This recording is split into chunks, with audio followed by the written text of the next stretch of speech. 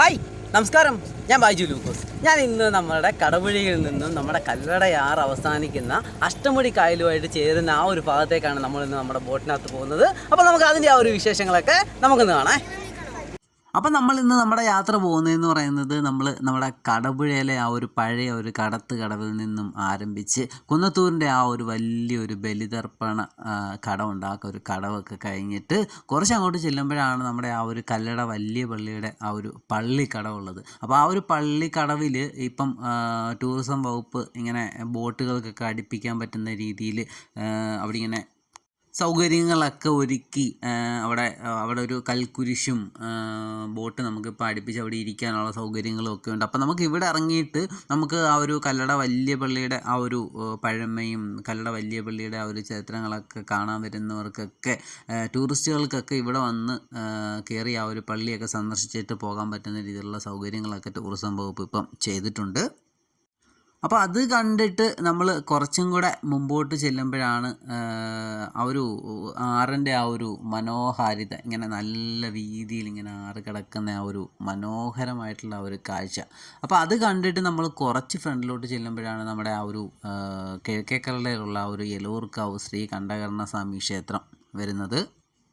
അപ്പോൾ നമ്മുടെ ഈ എലൂർക്കാവ് ശ്രീ കണ്ഠകർണസ്വാമി ക്ഷേത്രം എന്ന് പറയുന്നതും നമ്മുടെ കിഴക്കേക്കരയിലുള്ള വളരെ പ്രധാനപ്പെട്ട ഒരു ക്ഷേത്രമാണ്. അപ്പോൾ അതിന് തൊട്ടപ്പുറത്തായിട്ട് കാണുന്ന ഒരു ഹോം സ്റ്റേ ആണ് നമ്മളിപ്പോൾ കാണുന്ന ആ ഒരു നമ്മളിപ്പോൾ കണ്ടത്. അപ്പോൾ നമ്മുടെ ഈ കല്ലടയാറിൻ്റെ ഇരു കരകളെന്ന് പറയുന്നത് വളരെ മനോഹരമായിട്ടുള്ള സ്ഥലങ്ങളാണ് കേട്ടോ. നമ്മൾ ജീവിതത്തിൽ ഒരിക്കലെങ്കിലും നമ്മൾ കണ്ടിരിക്കേണ്ട സ്ഥലങ്ങളൊക്കെയാണ് നമ്മുടെ ഈ കല്ലടയാറിന് ഇരു കരകളെന്ന് പറയുന്നത്. നമ്മളാണ്ട് ഇപ്പോൾ ആ കാണുന്ന അപ്പുറത്തെ സൈഡിൽ കാണുന്ന ആ ഒരു അമ്പലം എന്ന് പറയുന്നത് നമ്മുടെ തിരുവാറ്റയിലെ ശ്രീ മഹാദേവ ക്ഷേത്രമാണ്. പടിഞ്ഞാറക്കല്ലടയിലെ വളരെ പ്രശസ്തമായിട്ടുള്ള ഒരു ക്ഷേത്രമാണത്. അത് കഴിഞ്ഞ് നമ്മൾ ഇങ്ങോട്ട് വരുമ്പോഴത്തേക്കിന് നമ്മുടെ ആ ഒരു കല്ലട ആറ്റിലോട്ട് ഇങ്ങനെ തെങ്ങുകളൊക്കെ ഇങ്ങനെ ചരിഞ്ഞ് നിൽക്കുകയും ഒക്കെ ചെയ്യുന്ന വളരെ നമ്മളെ കണ്ണിന് നല്ല രീതിയിൽ കുളിർമ ഉണ്ടാക്കുന്ന ഒരു കാഴ്ചയാണത്. എന്നാൽ നമ്മളിപ്പോൾ കാണുന്നതെന്ന് പറയുന്നത് നമ്മുടെ ഈ കല്ലട ആറ്റിലിങ്ങനെ കെട്ടിത്തിരിച്ചിട്ട് അവിടെ ഇങ്ങനെ മീൻ കൃഷി, നമ്മുടെ ആറ്റിലെ വെള്ളത്തിൽ തന്നെ മീൻ കൃഷി ചെയ്യുന്ന ഒരു കാഴ്ചയാണ് നമ്മളിപ്പോൾ കാണുന്നത്. അപ്പോൾ നമ്മുടെ ഈ ആറ്റിലെ മീനിൻ്റെ അതേ രുചി തന്നെ ആയിരിക്കും നമ്മളിവിടെ കൃഷി ചെയ്ത് കിട്ടുന്ന ആ ഒരു മീനും കിട്ടുന്നത്. അപ്പം ഇവിടെ ഇങ്ങനെ കുറേ സ്ഥലത്ത് ഇങ്ങനെ ആ ഒരു മീൻ കൃഷിയൊക്കെ ചെയ്യുന്നുണ്ട്. ഇത് നമ്മുടെ കിഴക്കേക്കരയിലാണ് ഇങ്ങനെ ആ ഒരു മീൻ കൃഷിയൊക്കെ ചെയ്യുന്നത്. അപ്പോൾ ഇതേപോലെ മീൻ കൃഷി തൊട്ടപ്പുറത്തൊക്കെ ഒരുപാട് ആൾക്കാർ ചെയ്യുന്നുണ്ട്. നമ്മളിപ്പോൾ കാണുന്നതെന്ന് പറയുന്നത് ആ ഒരു നെൽപ്പരക്കുന്ന് സ്കൂള്, പടിഞ്ഞാറക്കല്ലടയിലെ ഒരുപാട് പ്രതിഭകളെയൊക്കെ വളർത്തിയെടുത്ത ഒരു സ്കൂളാണ് ആ ഒരു നെൽപ്പരക്കുന്ന് സ്കൂളെന്ന് പറയുന്നത്. ആ ഒരു നെൽപ്പരക്കുന്ന് സ്കൂളിൻ്റെ അടുത്തായിട്ട് തന്നെ ഒരു കടവൊക്കെ ഉണ്ട്. നമ്മുടെ കിഴക്കേക്കല്ലടയിലെ ആ ഒരു മൂഴി ഭാഗത്തേക്കൊക്കെ വരുന്ന ആ ഒരു കടവ്, മൂഴിയിൽ നിന്ന് നമുക്ക് നെൽപ്പരക്കുന്നിലോട്ട് പോകാൻ പറ്റുന്ന രീതിയിലുള്ള ഒരു കടവൊക്കെ അവിടെ ഇങ്ങനെ ഉണ്ട്. അപ്പോൾ അതൊക്കെ കണ്ട് നമ്മൾ കുറച്ച് ഫ്രണ്ടിലോട്ട് ചെല്ലുമ്പോഴത്തേക്കിനാണ് നമ്മുടെ ആ ഒരു ആറിൻ്റെ ആ ഒരു വള്ളംകളിയൊക്കെ നടക്കുന്ന ആ ഒരു സ്ഥലം. കുറച്ച് ഫ്രണ്ടിലായിട്ടാണ് നമ്മുടെ ആ ഒരു വള്ളംകളിയൊക്കെ നടക്കുന്ന സ്ഥലം വരുന്നത്. നമ്മുടെ ആ ഒരു മുതിരപ്പറമ്പ് നെട്ടായം എന്ന് പറയും. അപ്പോൾ ആ മുതിരപ്പറമ്പിൽ നിന്നാണ് നമ്മുടെ ആ ഒരു കല്ലട ആറ്റിലെ ആ ഒരു വള്ളംകളിയൊക്കെ സ്റ്റാർട്ട് ചെയ്യുന്നത്. അപ്പോൾ നമ്മളിപ്പോൾ ഈ നെൽപ്പരക്കുന്നിൽ കണ്ടതുപോലെ തന്നെ ഒരു കടവ് ഈ ഒരു മുതിരപ്പറമ്പിലും ഉണ്ട്. അപ്പോൾ ഈ മുതിരപ്പറമ്പിൽ നിന്നും പണ്ട് മൺട്രോ സാഹിബ് മൺട്രോത്തുരുത്തിനെ വെള്ളപ്പൊക്കത്തിൽ നിന്ന് സംരക്ഷിക്കാൻ വേണ്ടിയിട്ട് ഒരു പുത്തനാറ് വെട്ടിയായിരുന്നു. അപ്പോൾ ആ ഒരു പുത്തനാറ് സ്റ്റാർട്ട് ചെയ്യുന്നത് നമ്മുടെ ഈ മുതിരപ്പറമ്പിൽ നിന്നാണ് ആ ഒരു പുത്തനാറ് സ്റ്റാർട്ട് ചെയ്യുന്നത്. അപ്പോൾ നമ്മൾ ആ പുത്തനാറിൽ കൂടെ നമ്മൾ പോകുകയാണെങ്കിൽ നമുക്ക് മൺട്രോത്തുരുത്തിൻ്റെ മനോഹരമായിട്ടുള്ള ആ ഒരു എസ് വളവിലൊക്കെ നമുക്ക് പോകാൻ പറ്റും. അപ്പോൾ ഞാൻ പറഞ്ഞില്ലേ ഒരു കടവ്. അപ്പോൾ ആ കടവിലെ വള്ളമാണത് കേട്ടോ. അപ്പോൾ അക്കരെ ആളുകളെ കൊണ്ടുപോകുന്ന ആ ഒരു വള്ളമാണിത്. അപ്പോൾ നമ്മൾ ഇവിടെ നിന്നാണ് നമ്മുടെ ആ ഒരു വള്ളംകളി സ്റ്റാർട്ട് ചെയ്യുന്നത്. അപ്പോൾ നമ്മൾ ഇതുവഴി പോവുകയാണെങ്കിൽ നമ്മൾ ആ ഒരു ഇടിയക്കടവ് പാലത്തിൻ്റെ താഴെ കൂടെ നമുക്ക് മൺട്രോത്തുരുത്തിലെ ആ ഒരു എസ്വളവിലൊക്കെ പോയിട്ട് നമുക്ക് ആ ഒരു കാഞ്ഞിരോട്ട് കായലിലൂടെ നമുക്കിങ്ങനെ അഷ്ടമുടി കായലൊക്കെ കണ്ട് നമുക്ക് തിരിച്ചു വരാൻ പറ്റുന്നൊരു സ്ഥലമാണത്. അപ്പോൾ നമ്മൾ ഇപ്പോൾ പോയിക്കൊണ്ടിരിക്കുന്നതെന്ന് പറയുന്നത് നമ്മുടെ ആ ഒരു മൺട്രോത്തുരുത്തിലെ ആ ഒരു വള്ളംകളിയൊക്കെ നടക്കുന്ന ആ ഒരു നെട്ടായത്തിലൂടെയാണ് നമ്മൾ പോയിക്കൊണ്ടിരിക്കുന്നത്. മൺട്രോത്തുരുത്തിലെ ഈ CBLും വള്ളംകളിയൊക്കെ നടക്കുന്നത് ഇവിടെ വെച്ചാണ്. അപ്പോൾ നമ്മളങ്ങനെ പോയപ്പോഴത്തേക്കിന് നമുക്ക് അവിടെ ഇങ്ങനെ ഒരു ചുണ്ടൻ വെള്ളം ആ ഒരു സൈഡിൽ ഇങ്ങനെ കെട്ടിയിട്ടേക്കുന്നതൊക്കെ നമുക്ക് കാണാനായിട്ട് ഇടയായി. അപ്പം കല്ലടയെന്നാണ് അതിനകത്ത് പേരൊക്കെ എഴുതി വെച്ചേക്കുന്നത്. വളരെ മനോഹരമായിട്ടുള്ള ആ ഒരു ചുണ്ടൻ വെള്ളമായിരുന്നു ആ ഒരു വള്ളം. നമ്മുടെ വള്ളംകളിയൊക്കെ കഴിഞ്ഞിട്ട് കിടക്കുന്നൊരു വള്ളമാണ് ആ ഒരു ചുണ്ടൻ വെള്ളം എന്ന് പറയുന്നത്. അപ്പോൾ നാടെ ആ ഒരു ചുണ്ടൻ വള്ളമൊക്കെ കണ്ടിട്ട് നമ്മൾ കുറച്ചും കൂടെ ഫ്രണ്ടിലോട്ട് ചെല്ലുമ്പോഴത്തേക്കിനാണ് നമ്മുടെ ആ ഒരു വള്ളം കളിയുടെ ആ ഒരു ഫിനിഷിംഗ് പോയിന്റ് വരുന്നത്. കുറച്ചുകൂടെ ഫ്രണ്ടിലോട്ട് നമ്മൾ ചെല്ലുമ്പോഴത്തേക്കിന് നമുക്ക് വള്ളം കളിയുടെ ആ ഒരു ഫിനിഷിംഗ് പോയിന്റ് നമുക്ക് കാണാൻ പറ്റും. അപ്പോൾ വള്ളം കളിയുടെ ആ ഒരു ആ ഒരു പിന്നെ സ്റ്റേജും കാര്യങ്ങളും ഒക്കെ വരുന്നത് ഈ ഒരു ഫിനിഷിംഗ് പോയിന്റിലാണ്. വള്ളം കളിയുടെ ആ ഒരു സ്റ്റേജും കാര്യങ്ങളൊക്കെ വരുന്നത്. അപ്പോൾ ഈ ഒരു സ്ഥലത്ത് നിന്നും ഒരുപാട് ഷിക്കാർ ബോട്ടിങ്ങും അതേപോലെ തന്നെ അല്ലാതുള്ള മൺട്രോത്തുരുത്തിലെ ആ ഒരു കനാൽ ബോട്ടിങ്ങും ഒക്കെ ആരംഭിക്കുന്നത് ഈ ഒരു സ്ഥലത്ത് നിന്നും ആരംഭിക്കും. അപ്പോൾ അവിടെയൊക്കെ ധാരാളം വള്ളങ്ങളും പിന്നെ ഒരുപാട് വണ്ടികളും ഒക്കെ. ഇപ്പോൾ ഇന്ന് ഞാൻ വന്നത് ഒരു ഞായറാഴ്ച ദിവസമാണ്. അപ്പോൾ ആ ഞായറാഴ്ച ദിവസം ആയതുകൊണ്ട് തന്നെ ഒരുപാട് ഗസ്റ്റുകളൊക്കെ ഇന്നത്തെ ദിവസം ഇവിടെ ഉണ്ട്. അപ്പോൾ അത് കഴിഞ്ഞ് നമ്മൾ കുറച്ച് ഫ്രണ്ടിലോട്ട് നമ്മൾ ചെല്ലുമ്പോഴാണ് നമ്മുടെ ആ ഒരു കല്ലടയാറിൻ്റെ കുറുകെയുള്ള ആ ഒരു റെയിൽവേ ബ്രിഡ്ജ് നമുക്ക് കാണാൻ പറ്റുന്നത്. അപ്പോൾ ഈ ഒരു റെയിൽവേ ബ്രിഡ്ജ് ഇങ്ങനെ കിടക്കുന്നതുകൊണ്ട് നമ്മുടെ ഈ ഹൗസ് ബോട്ടുകളൊക്കെ കൊല്ലത്തു നിന്ന് വരുന്ന ആ ഒരു വലിയ ഹൗസ് ബോട്ടുകളൊക്കെ മൺട്രോത്തുരുത്ത് സന്ദർശിക്കാൻ വരുന്ന വലിയ വലിയ ഹൗസ് ബോട്ടുകളൊക്കെ ഇതിൻ്റെ താഴെയായിട്ടുള്ള സ്ഥലത്താണ്. നമ്മൾ ആ കാണുന്നതൊക്കെ കൊല്ലത്തു നിന്ന് വരുന്ന മൺട്രോത്തുരുത്തും ആ ഒരു അഷ്ടമുടി കായലിൻ്റെ ഭംഗിയൊക്കെ ആസ്വദിക്കാൻ വരുന്ന ആൾക്കാരുടെ ആ ഒരു ഹൗസ് ബോട്ടുകൾ ഇതിൻ്റെ താഴെയായിട്ടുള്ള ബോട്ട് ജെട്ടുകളിലാണ് വന്ന് പാർക്ക് ചെയ്യുന്നത്. എന്നിട്ട് ഇവിടെ നിന്നാണ് ചെറുവള്ളങ്ങളിലും അല്ലാതെയും ഒക്കെ ആൾക്കാരെ കൊണ്ടുപോയി മൺട്രോത്തുരുത്തിലെ ആ ഒരു കാര്യങ്ങളൊക്കെ കാണിക്കുകയൊക്കെ ചെയ്യുന്നത്. നമ്മുടെ ഈ പാലം നിൽക്കുന്നതുകൊണ്ടാണ് അപ്പുറത്തെ സൈഡിലോട്ട് ആറിന് അപ്പുറത്തെ സൈഡിലോട്ട് ആ ഒരു ബോട്ടുകളൊന്നും വരത്തില്ല. അപ്പം വലിയ വലിയ ബോട്ടുകളൊക്കെ ഇന്ന് ഞായറാഴ്ച ആയതിനാൽ നമ്മുടെ കൊല്ലത്ത് നിന്ന് വലിയ വലിയ ബോട്ടുകളൊക്കെ അവിടെ ഇങ്ങനെ താഴെ ഇങ്ങനെ കെട്ടിയിട്ട് അതിനകത്തൊക്കെ ഒരുപാട് ആൾക്കാരും ഒക്കെ ഉണ്ടായിരുന്നു. നമ്മുടെ ഈ മൺട്രോത്തുരുത്ത് എന്നൊക്കെ പറയുന്നത് ദ്വീപസമൂഹങ്ങളാൽ ചുറ്റപ്പെട്ട ചെറിയ ചെറിയ ദ്വീപുകൾ കൊണ്ട് അലങ്കൃതമായിട്ടുള്ള ഒരു മനോഹരമായിട്ടുള്ള ഒരു സ്ഥലമാണ്. അപ്പോൾ നമ്മൾ അവിടുത്തെ ആ ഒരു ഭംഗി നമ്മൾ നേരിട്ട് കണ്ട് നമ്മൾ ആസ്വദിക്കേണ്ടതാണ്. നമ്മുടെ കേരളത്തിലെ തന്നെ വളരെ മനോഹരമായിട്ടുള്ള ഒരു സ്ഥലമാണ് നമ്മുടെ ഈ മൺട്രോത്തുരുത്ത് എന്ന് പറയുന്നത്. അപ്പോൾ ഈ മൺട്രോത്തുരുത്തിൽ ഈ സൈഡിൽ ഇതിലെ കൂടെ ഒരു ചെറിയൊരു ആറുണ്ട്. അപ്പോൾ ഈ ആറ്റിൽ കൂടെ പോയി കഴിഞ്ഞാൽ നമുക്ക് കായലിൽ പോകാൻ പറ്റും. അപ്പുറത്ത് കാണുന്ന സ്ഥലത്തിനാണ് പറയുന്നത് പെരിങ്ങാലം എന്ന് പറയുന്ന ഒരു സ്ഥലമാണത്. അത് ഒറ്റപ്പെട്ട മൺട്രോത്തുരുത്തിലെ ചെറിയൊരു വാർഡാണ് ഈ ഒരു പെരിങ്ങാലം എന്ന് പറയുന്നത്. അപ്പം ആ ഒരു സ്ഥലവും നമ്മുടെ ഈ വേലിയേറ്റം കൊണ്ട് ഒരുപാട് ബുദ്ധിമുട്ടുന്ന ഒരു സ്ഥലമാണ്. അപ്പം ഈ ചില സമയത്തൊക്കെ നമ്മളോട് വന്നു കഴിഞ്ഞാൽ ഈ കായൽ കയറി അതിങ്ങനെ വെള്ളം പോലെ ഇങ്ങനെ കിടക്കും. അതുകൊണ്ട് തോനെ ആൾക്കാരൊന്നും അവിടെ ഇങ്ങനെ താമസമൊന്നുമില്ല.